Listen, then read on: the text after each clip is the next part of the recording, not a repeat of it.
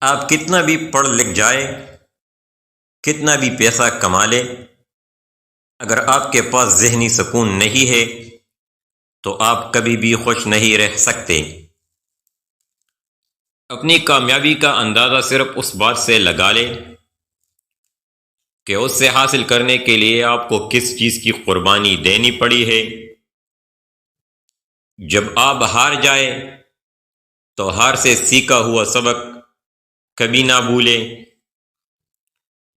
اپنے پیاروں سے اگر کوئی اختلاف ہو جائے تو صرف اسی بات پر گفتگو کرے جس پر ابھی اختلاف ہوا ہے۔ ماضی میں ہونے والی مسئلوں کو درمیان میں مت لائیے۔ آپ کی زندگی کا مقصد اپنے آپ کو لوگوں سے یا کسی خاص فرد سے بہتر بنانا نہیں ہونا چاہیے۔ سچا ہیرو وہ ہے جو اپنے غصے اور نفرت پر فتح حاصل کرے۔ اس دنیا میں رہنے کا ہمارا بنیادی مقصد دوسروں کی مدد کرنا ہے۔ اگر آپ کسی کی مدد نہیں کر سکتے تو کم از کم اس کو تکلیف بھی نہ دے۔ ایک کھلا دل ایک کھلا دماغ ہے۔ پرسکون ذہن اندرونی طاقت اور خود اعتمادی لاتا ہے، لہٰذا یہ اچھی صحت کے لیے بہت ضروری ہے۔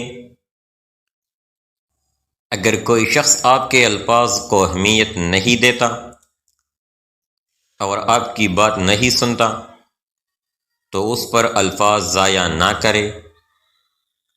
وقت آگے بڑھ رہا ہے، اپنی تبدیلی کے لیے اپنی بازو کھولے، لیکن اپنے اقتدار کو کسی اور کے ہاتھوں میں نہ جانے دے۔